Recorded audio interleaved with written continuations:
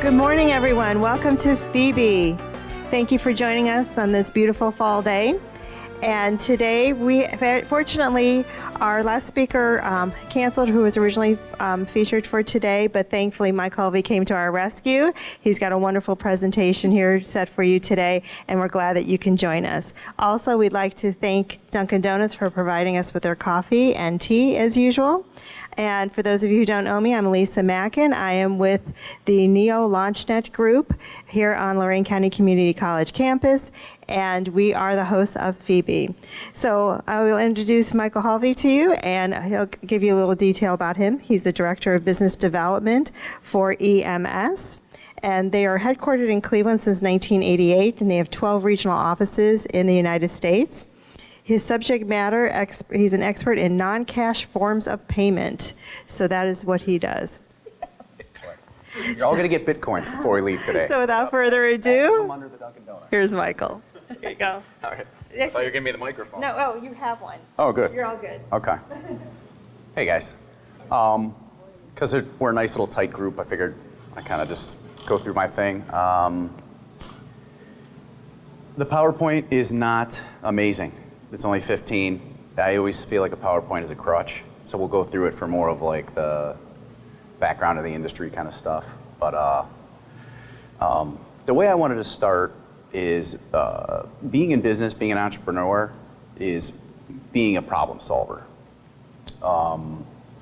I've been in this industry for 17 years. Right out of college, I was in sales.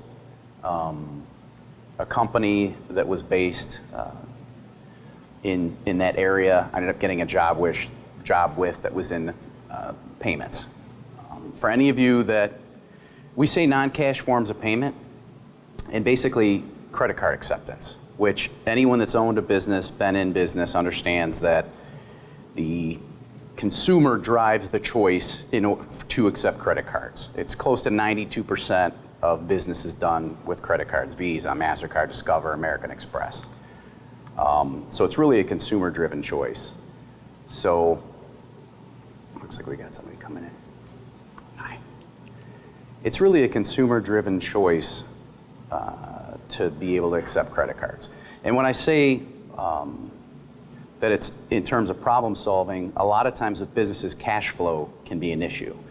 Making sure that you have money set aside for inventory, making sure that you're net 30, you're net 60. Credit cards and the ability to accept payments electronically, whether ACH, along those lines, gives you a tighter cash flow window.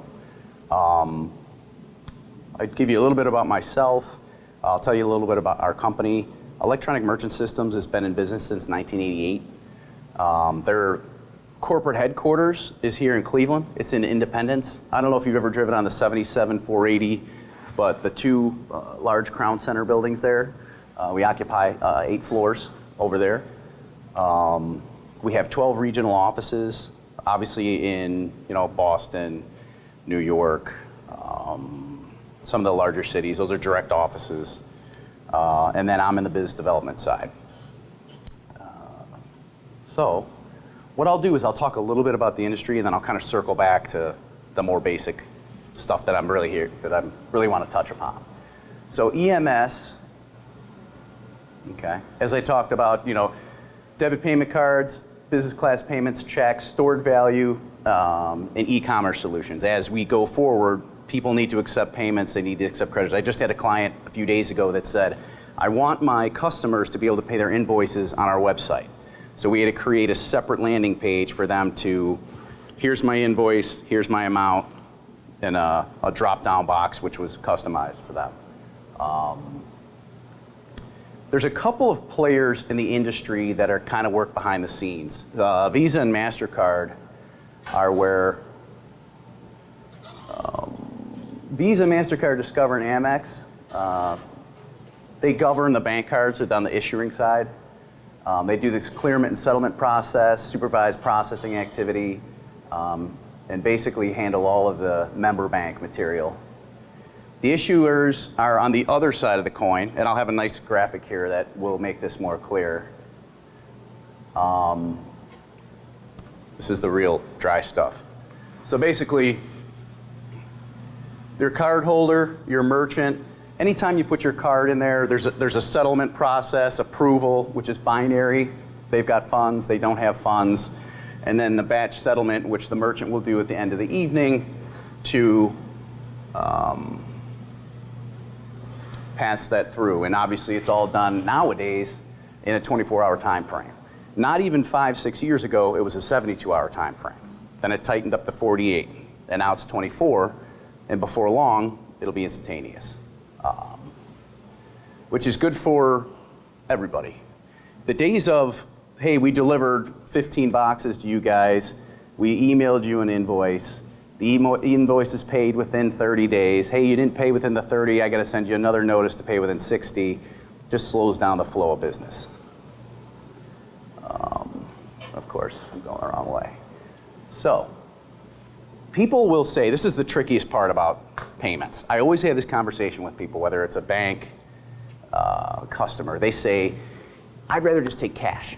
Just give me cash. Then I'll have to, there won't be any type of fee. You pay for the convenience of getting the payments in a quick time frame. You pay for the convenience of the customer paying it. So you want to ask, let's say your net effect rate as a business, as the merchant, is 2%, right? You want to say for every $100, where's that 2% going? The 2% goes to the card issuer. It goes to Visa and MasterCard for their involvement in the process, and then the acquirer. So the company I work for is an acquirer.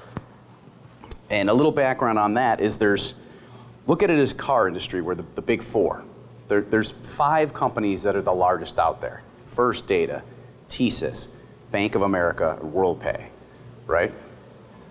All of those companies, and we're the largest privately held acquirer in the country, which is right here in Cleveland, Ohio, right in your backyard.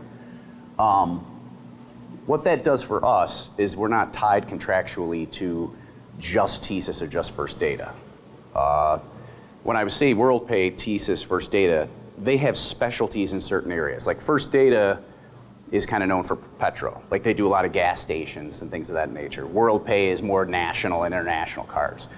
Where we're strong is that the verticals that we work in, we can work with First Data or work with TSYS or work with other companies to get the best rates. So when I talk to my customers, this is what I'm trying to do for them. Keep that 5% somewhere sub 2, 1.5. And the cards depend on the type of card you take, which means there's 2 pieces of that. One is security and the other is the type of card you take. Security meaning if I purchase a bagel from you in person, we swipe it, the chances of me returning that bagel, charge back, the chances of me calling my bank 3 weeks later and saying, hey, never got that bagel are slim, so that's the best rate. That's like a 1.5, 1.6. If I'm ordering drapes from you that you're dyeing and there's a big manufacturing process, and you're not delivering them from 90 to 180 days, there's a larger chance with a custom product that's delivered after the fact for a chargeback that I'd be unhappy. Hey, that's not the color blue I wanted. I wanted a lighter color blue, and I return them. Those are card not present, because I called you with the card, custom product, and there's other stipulations that would make that card cost the merchant more like 2.25 or 2.34. Kind of depends on which card I gave you. I could have gave you a Visa rewards, things of that nature. So the merchant, if we're looking at the audience being the merchant, you want the merchant to be the most educated on the way they take cards, the type of cards they take, and the implications to their bottom line. And now we're getting pretty granular, but believe me, sometimes this is a back of house function. A lot of times people are like, look, I sell widgets, I focus on widgets, this is my front door. When I take credit cards, it's back here, I don't think about it. Unfortunately, it can catch up to you. A year down the road, 2 years down the road, 5 years down the road. There's several businesses that I go in, hey, I'm doing great with my widgets, I'm gonna open up 6 new places. Well, now I've just multiplied times 6 that function if I'm overpaying for it or not doing it properly. And there's several things that can come into that. One of them obviously being have your rate reviewed every year. Every year, call a competitor and say, hey, this is my statement, 2 months of consecutive statements. Take a look at this and give me a competitive quote. That way you'll keep your current processor honest, and you'll know if there were some changes in interchange or Visa, MasterCard that has affected you unbeknownst to you. Because in the industry, when I was saying those top 4, top 5, they also sub out to what are called independent sales offices. So you can have guys that are regional, that are pooling those acquisitions and putting them back to First Data on a smaller scale. Well, the thing is, those guys are so busy about getting more acquisitions, they're not necessarily looking after the best interest of their customers. So as the acquirer, you act as a watchdog then for the system? I wouldn't say that. It's really, comes down to more of the integrity side of it. You want to work with a large enough processor that they know what they're doing, they have professionals, they're not an independent sales office where they're just coming in and saying, hey, let me have your statements and take a look. Oh, let me cut your rate by 2%. Because they might change that rate a year down the road, 2 years down the road if you're not watching it. So I think watchdog I'd be overstepping my bounds if I said watchdog. You have to be able to trust the people that you work with. And if you can't trust them, keep them honest. If you know their biggest competitor, or if you talk to them, get a rate review done with somebody else, because it's always good to get a second opinion. And I know I jumped around a little bit there, so sorry. Doesn't matter how many times you speak, you always get nervous, right? Even to a nice, polite crowd like you guys. Compliance will bore you to tears. I'm going to jump over that. Basically, the most important piece to this, which might be a catchphrase for you guys, is Pci Compliance, which means there is a council that oversees what terminals are done properly, tokenized, that Visa and MasterCard are doing what they need to do. That's kind of made more of your watchdog. Pci compliant, like an acquirer like us, we have to be level 1 Pci compliant, which is in the books like this thick. That means that our entry doors are coded. Every time I come in the building and leave the building, it's coded. You know, a certain amount of cameras. I only have need to know access. So if I set you and you and you up for taking credit cards 2 years ago, there's only a few people that would ever be able to see that information going forward. Processing, underwriting, and even I can't see like truncated SOC, things of that nature. What's also more important, and this kind of parlays into things that you guys might have heard of, but I don't remember. Do you remember when Target was breached maybe 4 years ago? It was around Christmas because I got a new card too. Somehow my card was shot. What happened was Target was using a company called Heartland Payments. And Heartland Payments had used a contractor that didn't have the same level of PCI compliance that they did. So one of the famous stories is when you, like say your HVAC people, they come in, they get access to some of your systems that are automated. If somebody breaches your HVAC people, they've now breached you. And that's in a nutshell, without getting to the legalities of it, what happened to Heartland. It killed the company. They were like number 2 or number 3, and they became a fire sale. Their CEO, a good guy, I've met him at a lot of industry things, has now moved on to something else. The reason they were able to sell anything was because they had a lot of POS integrations. They worked with a lot of point of sale companies, Micros, Aloha, things of that nature, so there was something still left for them to sell.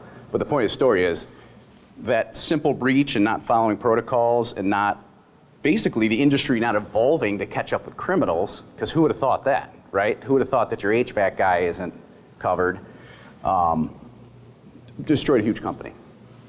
So even though I jumped over that slide quickly, the back of house compliance and related things are very important to making sure. All right. This is something I talked about, you know, your volume, your average transaction size, the number of transactions, and then really the type of cards you accept. And there's, people always ask me, they say, well, Mike, I don't want to take rewards cards, or I don't want to take this card. And it's, as a merchant, you have to accept any type of payment that your customer gives you. Now, you can say, hey, we only want to do these type of cards, but you might alienate that customer. You'd rather have their business.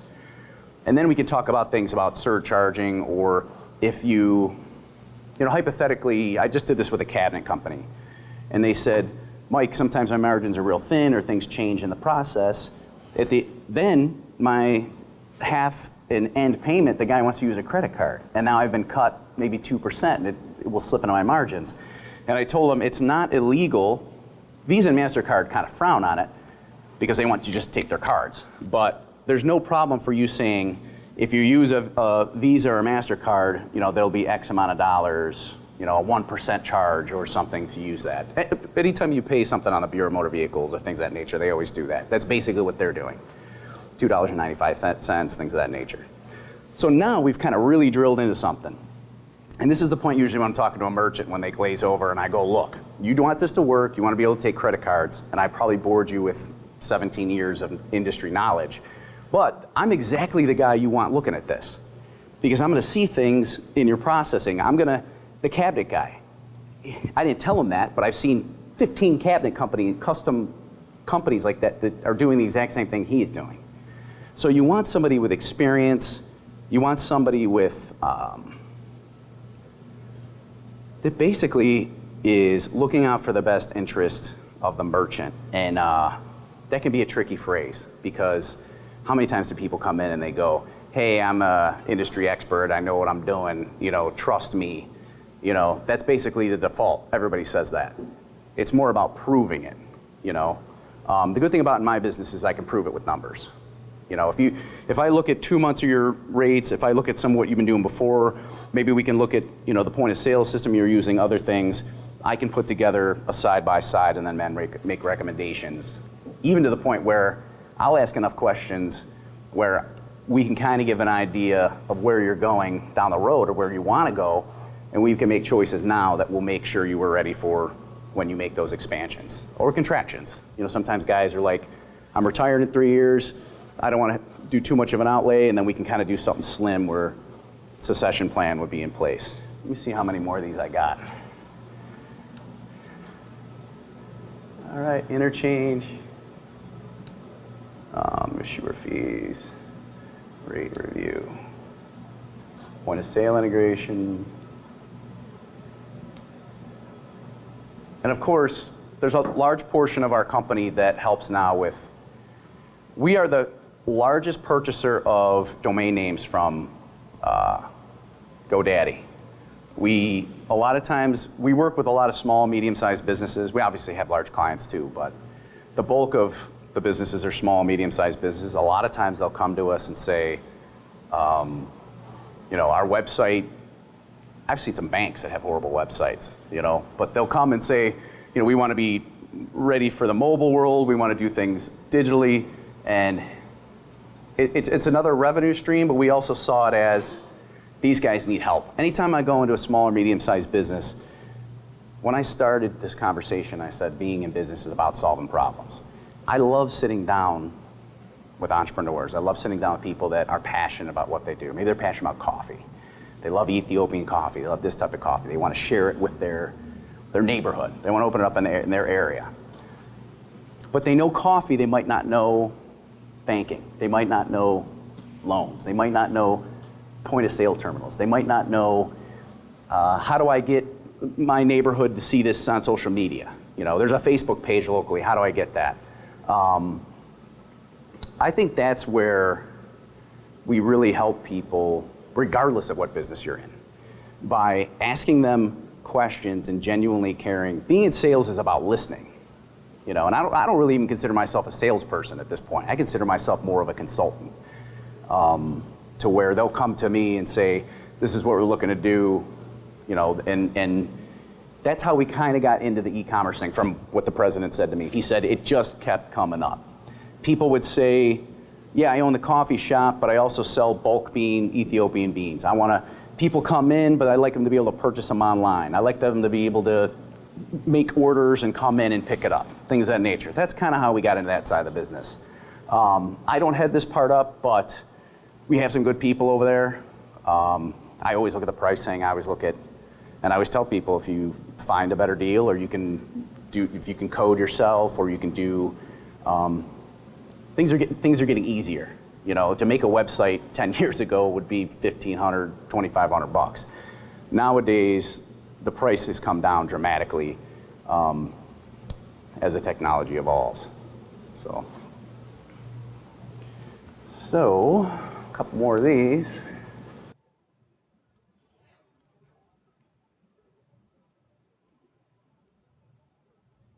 All right, that's it.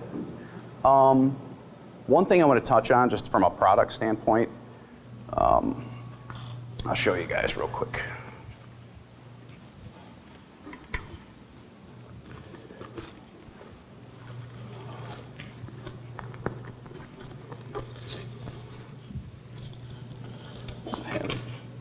We have obviously mobile processing is an evolving technology. So Square has basically become, like when you say tissue, you think Kleenex, they're interchangeable. When you think mobile processing, people think Square. We have a product that is priced less than Square. They're $2.75 and 15 cents. Our mobile reader, which looks a little different, is $2.25. There's no recurring fees, there's no monthly fees, there's no minimum. If you use it, you pay $2.25. If you don't, there's no getting grabbed and bit further down the road. The other thing that's important to it, if you need help with Square, you basically have to look on message boards and things of that nature to find out, like, how do I put my DDA on? How do I reset this? How do I do things of that nature? We have 2 full floors of people that just handle the EMS Plus product. That's our mobile product. If you call somebody, there's a 2-ring rule. They'll answer the phone in 2 rings. It's staffed Saturday and Sunday as well. Because as you know, mobile processors are your food trucks, your sweet old ladies selling Afghans at the local antique shop, people that might need a little bit more technological support than your typical merchants that have a credit card terminal and that are open from 9 to 5. So that's my presentation. The overarching is, you know, credit card accepted, it's not cash or forms of payment. It's something that merchants and entrepreneurs and business people need to be aware of. We're located right here in Cleveland. I'll have my cards for all you guys if you have any questions. People call me that I met 15 years ago.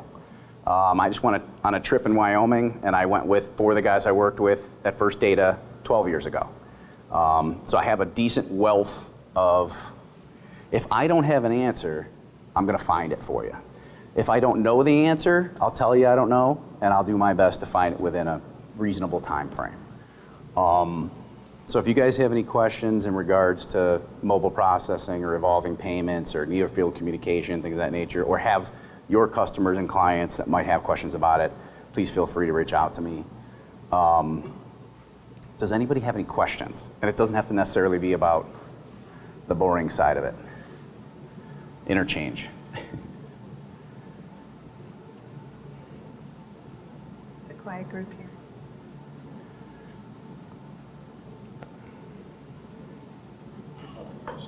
Yeah, of course. Do you guys provide I'll repeat his question. do you guys provide the swipes, like the swipe cards, like the little devices that go in the phones to? Yes. Okay, that's the type of stuff that your company does. Right. That's the EMS Plus product. And it's funny because I don't have a sample with me, but they're a little bit wider than a Square. And they come in a couple different colors. They come in blue, red. That way there's a little more, like Square is a Square. Now, what is the initial cost for that piece of product? It doesn't cost anything. And the rate, where if you go with Square, and they just started like a tiered model with Square. I'm not sure where PayPal is going with that or what they're trying to do, but their original introductory rate was $2.75 and 15 cents, which is pretty high. Even for in-person payments, that's high. If you would have had a terminal, it would have been much cheaper. What they're doing now is they're tiering it, which if you get to 5,000 to 8,000, they will lower the rate, but not substantially. But if you're at $8,000 a month, you shouldn't be on that type of program anyway. you should be on a traditional terminal, something that's of that nature. But to answer your question, we don't charge for it. And if you use it, it's 2.25%. If you don't, and I always tell people, even if they have Square, a lot of times people pick our product up so that they can keep it with them, and that way, if something happens with the Square, they got a backup. Okay. And a lot of times they'll just look at their statements and go, well, why wouldn't I save the 0.50%? And hey, I'm seasonal, so I didn't do anything in December, January, and February, and Square charged me $15 a month, where EMS does not charge. Would you guys be able to, I do lawn care. Okay. No, usually I have to write the contract, go back, print it, come back, have them sign it. Right. You know what I'm saying? There's a whole process. Would you be able to set me up to do that mobily? Absolutely. I could just have that little pad. They could just sign the contracts and everything right there. Absolutely. So that's where I was talking about, saying like it's interesting because now he has a real world problem that we can work on. The issue with you doing the work, doing an invoice, going home, printing out and coming back is time. Maybe the customer's off at the grocery store. Maybe they're doing something else now. And then you've wasted your time going over there. Now you got to maybe chase them on a Tuesday. And not everybody's, people are embarrassed sometimes they ask for money. You're real good at cutting lawns, but you get there and you're kind of like, hey, you still owe me the $15. But if you do it all in one swing, you take care of it, you got the swiper, people are starting to get real used to that. Even when you go into mom and pops, they're doing where you spin the terminal around, you sign with your finger. Right. I mean, if you have a tablet, we could set you up. It doesn't cost anything to do it. Okay. It's actually a very easy process. Okay. So we could talk, feel free to call me this week, and we'll take a look. Okay. See what I meant about it becomes fun when my boss, every once in a while you have that talk with your boss where he's like, are you happy here? Are you happy? And I'm always like, no. I'm like, I don't really like not in love with the building, traffic's rough here. I go, but I talk to a different business every 3 or 4 hours sometimes when I'm out and about. And those are the type of questions I like. I love, if you had any, over the years, how many times I've been walked through warehouses and buildings where they're like, we're looking to do this and we're expanding, but the CFO looked at the credit card processing. We really want to start doing that more because we're not getting paid for 60 to 90 days and it's hurting my, to purchase new materials, and I can't grow unless I have new materials. The fun and access, I always tell my friends that are consultants, like the ones that go in and crunch your books, I always tell them, like, you look at people's books. Like, I talk to the owner, and he tells me in real time what's going on with his business. And I've always prided myself on, let's say hypothetically you're like, I don't like and I don't know your business, but let's say hypothetically you're like, I don't like Toro, or I don't like this, and I knew a guy that owned, let's say on the east side, that owns a lawn care place. I actually do, the power sports guy over there. Maybe I'd say, you know what, maybe call this guy.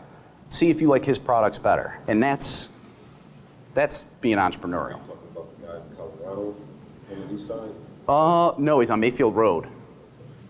But he does have another place, and you guys probably all know each other. All the lawn care guys seem to know each other, but yeah.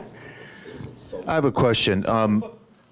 In the next couple of months, we're going to establish a call center with about 20 callers. Okay, now they're going to be calling out really nationwide. Okay. Now, the target audience will be businesses themselves, and when they raise funds for, ours is a charity, Okay. they're probably going to say, can you put it on your card or your ATM card or something like that. My question to you is, now we've already spoke with our bank, and the bank says, yes, you need to open a merchant account. I know very little about that, so if you were to, let's say you do some consultation, wouldn't we go in with a guy like you and then you can ask him all the questions about this? So, I mean, do we hire you to say, hey, take care of this for us, set this up for us, or we have to set that up, then call you? So this is, I worked, when I was at First Data, I moved around a little bit. I worked in one of the programs, it was the Bank Alliance channel.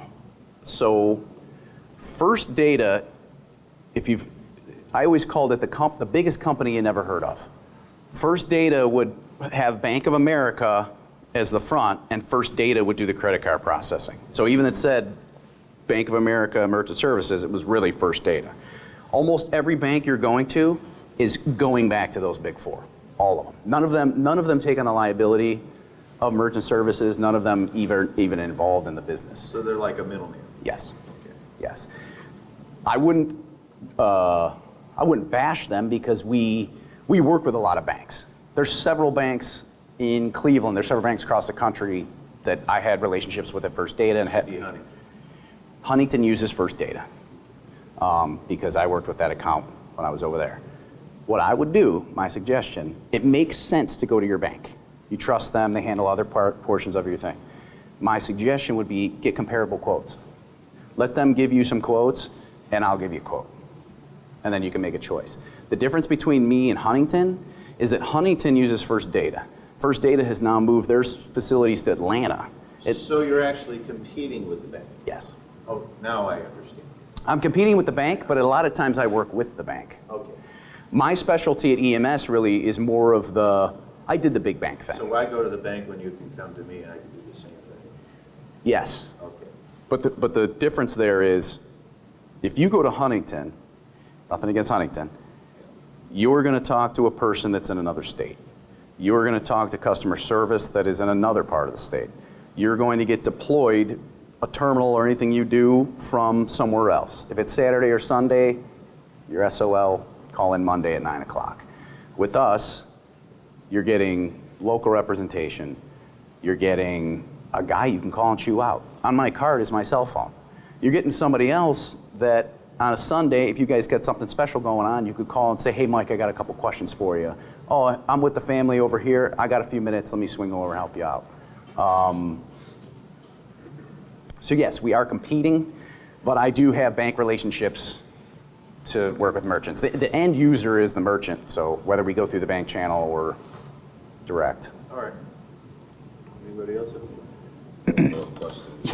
What he just said. Are you guys? Do you offer the same opportunities as banks? As far as Chase, I met Chase. Pens. I didn't bring any pens, but you can have these. I'm at Chase, and they got me on a restriction. They start charging me after so many deposits, so many transactions. Period. Deposits or withdrawals. Are you guys better in that aspect? We're not a bank, so your banking should be with Chase. Okay. And I'm not a banker, so I don't want to hurt Chase here, but you should maybe look around for a different business banking scenario that doesn't charge for one-offs. Because as your business grows, you're going to be penalized for deposits and withdrawals and things of that nature. Right. You might not be a candidate for a big bank. Okay. You might be more of a candidate for a local or community bank. Okay. And we could talk about that too. Okay, definitely.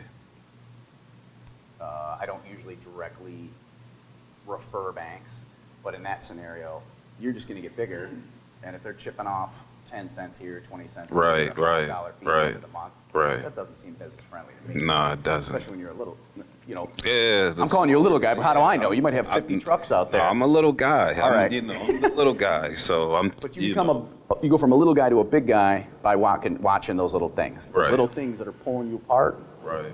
And 10 years down the road, you'll be helping other people out and answering those questions. Right. Problem solving. We're trying to cover each problem as you go to get your business, to focus on what you do. Right. You're good at lawn care. You're good at being in front of your customers.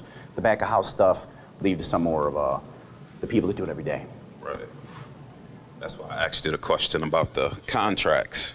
Because like you said, I might talk with you, and if you might say, yeah, everything's cool, but if I leave, that gives you an opportunity to call somebody and talk to somebody about what you just talked to me about, and possibly find somebody different. Then you want to call me back and say, hey, I'm going to get these other quotes, when I could have just had you sign the paperwork right then and there, and I wouldn't even have to worry about that. Right. So yeah, immediately. That's major for me. Cool. Does anyone else have any questions for Michael? Appreciate it. Sorry, guys. Great. I'm kind of a payments nerd. I've been doing this for so long, I get passionate about it. Or some people are probably like, just give me the credit card. Just put the chip in. Get it over Oh, with. that's exciting because we've talked about many times in our FEBE meetings about everybody has their niche and everybody has their things that they just don't want to get involved in. And Right. many of us probably think of credit cards as a necessary evil, Yes. you find the details in it and it's things that people need to be aware of because, as you pointed out, all these pennies here and there add up quickly. They add up quickly. And you really, it's something that I tell everybody that they should do a review every year. And you'd be shocked. I've been in big corporation meetings, like where the CFO goes, I don't think we've looked at that in 4 or 5 years. And then that's where you got to tread softly, and then when you do the review, like they've been You don't want to inched up call them over- foolish, but in the same way, you That's want to open why- their eyes to what could be Correct. hurting their bottom line. Anyone else? Thank you so much. Yeah, for sure. speaking today. Thanks, guys. Thanks for being patient. It's funny, like you get nervous even when it's like a relatively small group.